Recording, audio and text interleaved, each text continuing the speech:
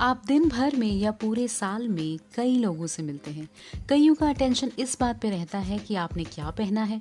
Some people will hate you, some people will like you. कुछ लोग आपको stupid समझेंगे और कुछ लोग आपके जाते ही आपको भूल जाएंगे। कुछ लोग कई सालों तक आपको याद रखेंगे। कुछ लोग आपको हेट करेंगे क्योंकि आप उनको किसी इरिटेटिंग से रिश्तेदार की याद दिलाते हैं। कुछ लोग आपके लिए काइंडनेस की फीलिंग रखेंगे क्योंकि आप उन्हें उनके बच्चों की याद दिलाते हैं। कुछ ही लोग आपको पूरी तरह से समझ पाएंगे कि आप एग्जैक्टली किस तरह के इंसान हैं।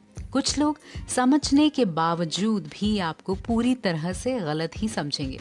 हर किसी के सामने आप खुद को एक ही जैसा प्रेजेंट करते हैं, लेकिन आपके बारे में उनकी राय हमेशा अलग अलग होती है। हम सोचते रहते हैं कि दूसरा हमारे बारे में क्या सोच रहा है।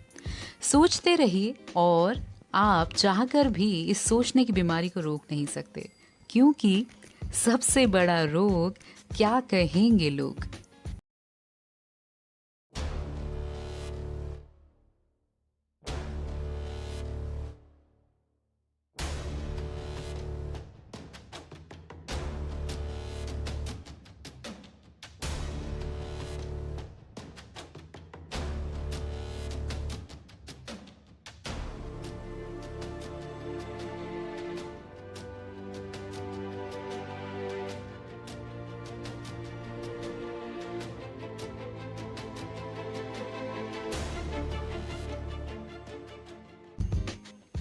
Hello, this is Uma with my new podcast at Radio 18. I would like to thank all my listeners who are listening to my podcast regularly on Apple, Google, Spotify, Radiocast, Radio Public जैसे कई और podcast platforms पर.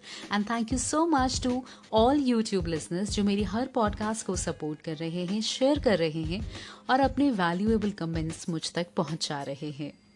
Lao Tzu was a Chinese philosopher believed to have lived in the 6th century BC, said, "Care about what other people think and you will always be their prisoner."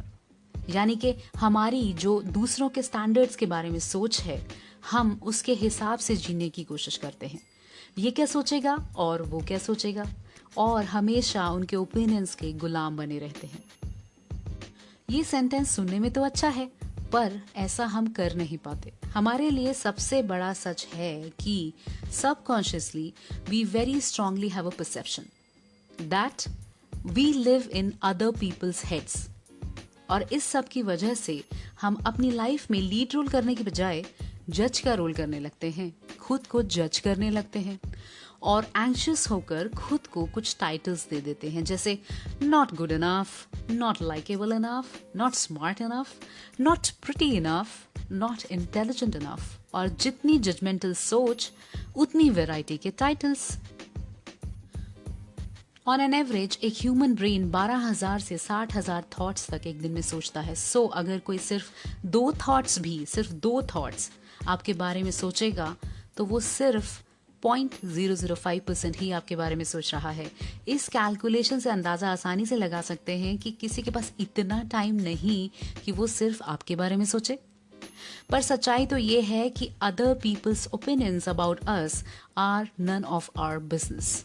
अगर आप जानते हैं कि कुछ लोगों के आपके बारे में कुछ ओपिनियंस हैं, तो वो उनके अपने खुद के पास्ट, उनके अपने जजमेंट्स, उनके खुद से एक्सपेक्टेशन, उनकी अपनी लाइक्स, उनकी अपनी डिसलाइक्स का रिजल्ट है। So their opinion about you have nothing to do with you and everything to do with them. हम कई बार लोगों से कह देते हैं mind your own business, but इस क्या कहेंगे लोग वाले सिनेरियो में we should mind our own business. हम लोगों को अपने मन से कहना चाहिए कि डोंट पोक your nose in others business. अपनी एनर्जी को अपने काम में लगाइए, ना कि ये सोचने में कि वो क्या सोच रहे हैं, क्योंकि टेक्निकली तो ये होना चाहिए कि मन आपका और खुद के बारे में अच्छा या बुरा सोचने का हक भी आपका। और वैसे देखा जाए तो आपके बारे में ओपिनियन बना बना के वो लोग अपनी ही एनर्जी वेस्ट कर रहे हैं, क्यों है ना? But actually, as humans, the desire to be accepted and liked is nearly universal. यही सोच हमारे बिहेवियर पर कब्जा कर लेती है और फिर जो दूसरे लोग हमारे बारे में सोचते हैं वो इससे बढ़कर हो जाता है कि हम खुद अपने बारे में क्या सोचते हैं. This can lead to unhealthy attachments being taken advantage of and even anxiety and depression issues. That's why it's very, very, very important for us to not to care what others think of us. बिल्कुल परवाह ना करें कि लोग क्या सोचेंगे. जैसा कि मैंने अपने पिछले पॉडकास्ट में भी कहा है कि ये बहुत ज़रूरी है कि आप अपनी ज़रूरतों और डिज़ायर्स के बारे में क्लियर रहें. अगर आपकी चॉइसेस इस पर बेस्ड होंगी कि दूसरे आपके बारे में क्या सोचते हैं तो वो डिसीजन आपके खुद के रिश्तों, करियर और हॉबीज़ के लिए ठीक नहीं होगा and you will and up becoming unhappy and unfulfilled. खुद अपनी ज़िंदगी को ऐसे देखिए कि अगर आपको जज किए जाने का डर ना हो तो फिर आपका डिसीजन अपने लिए क्या होगा.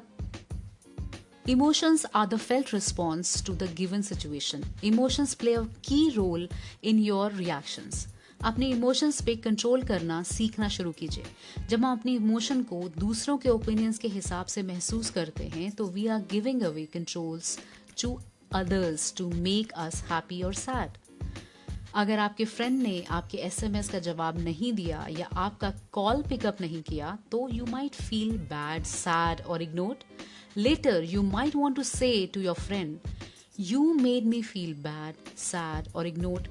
So, अपनी फीलिंग्स और इमोशंस को दूसरों से अलग रखकर बिहेव करना सीखना ज़रूरी है. हो सकता है कि आपका फ्रेंड किसी ज़रूरी काम में फंसा हो. अब रीज़न कुछ भी हो सकता है पर इम्पॉर्टेंट बात यह है कि आप अपने इमोशंस को खुद पर हावी ना होने दें. When you overvalue what other people think of you, it's because you are looking for someone else to give you self-esteem. So become the boss of your emotions, be aware about your emotions and start practicing to control them. जब आपके emotions आपके control में होते हैं तो आपकी decision making, relationship success, day to day interactions, self care और बेहतर हो जाता है. आपने कई बार सुना होगा कि one of the biggest regrets of the dying is I wish I had the courage to live a life true to myself, not the life others expected of me.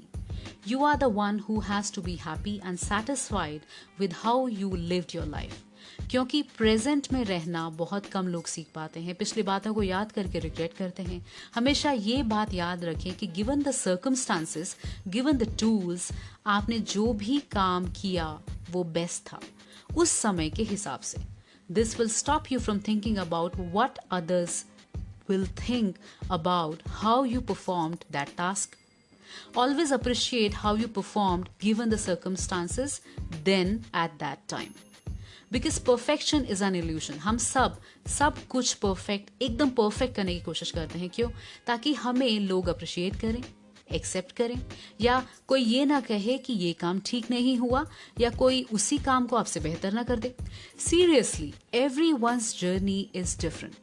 सबकी जिंदगी एक सी नहीं होती. बट अक्सर जब हम इस बारे में चिंता करने में खो जाते हैं कि बाकी सब क्या सोचेंगे, क्योंकि हम फॉरएवर कंपैरिजन की सिचुएशन में रहते हैं. The fact of the matter is that no one is perfect. सभी गलतियां करते हैं और बिना गलतियों के we would miss out on valuable lessons. गलतियों के बिना हम अपनी स्ट्रेंथ को डेवलप नहीं कर सकते. गलतियां हमें हमारी कमजोरियां बताती हैं और we pick ourselves back up and try again. So embrace your mistakes and enjoy the growth that comes with them. जब हमें गिरने का डर नहीं होता तो हम ये भी परवाह नहीं करते कि कौन क्या सोचता है. And it's liberating. यह आज़ादी तब भी महसूस होती है जब हम में ये कैपेबिलिटी हो कि हम खुद को एक्सप्रेस कर सकें. हम लोग अक्सर सभी के सामने खुद को एक्सप्रेस करने से डरते हैं. कहीं कोई आपकी कमजोरियां या आपके सीक्रेट जान के आपको हर्ट ना कर दे. अब खुद को एक्सप्रेस करने के लिए थोड़ा ब्रेव होने की कोशिश तो करनी पड़ेगी क्योंकि you are not real, most probably because you are afraid कि लोग क्या कहेंगे. And not expressing yourselves will lead to loneliness and you may feel unseen while you are in the group of people. We don't grow when we play it safe. With vulnerability comes growth, wisdom and beautiful sense of freedom. Importantly खुद को productive way में express करना beneficial है। Start by writing a journal daily. अगर आप उन productive expressions को अपनी लाइफ में अप्लाई कर सकते हैं तो आप एक इम्पॉर्टेंट इम्प्रूवमेंट देखेंगे कि आपके आसपास के और लोग आपके साथ कैसे जुड़ते जाते हैं। And this practice will really generate peace of mind for you. इससे आपको ये भी रियलाइज होगा कि 9 times out of 10 when you are worried about what other people will think about you, it's a projection before even you have met the person. But really कभी life में ऐसे लोगों से मिलना हो ही जाता है जिनकी नेगेटिविटी के सामने आपकी पॉजिटिविटी टिक नहीं पाती। और अगर बार बार ऐसा हो रहा है तो बाउंड्रीज क्रिएट कीजिए। If during a conversation people are tearing you down and making you feel like you are less than them, then tell them, unless you can speak respectfully to me about this, then I'm exiting the conversation. Also, लोगों के हिसाब से रहने से अच्छा है कि उन लोगों को ढूंढिए जो आपकी वैल्यू समझते हैं, जिनके साथ you can wear your weirdness proudly, जिनके सामने आप अपनी रियल वाइब्स में रह सकते हैं बिना किसी जजमेंट के। It's like the saying, your vibe attracts your tribe. जितना ज्यादा आप नेचुरल रह पाएंगे उतना ही आप कम महसूस करेंगे the need to care and you will get rid of this बीमारी कॉल्ड क्या कहेंगे लोग। This is Uma signing off. Till then, bye bye.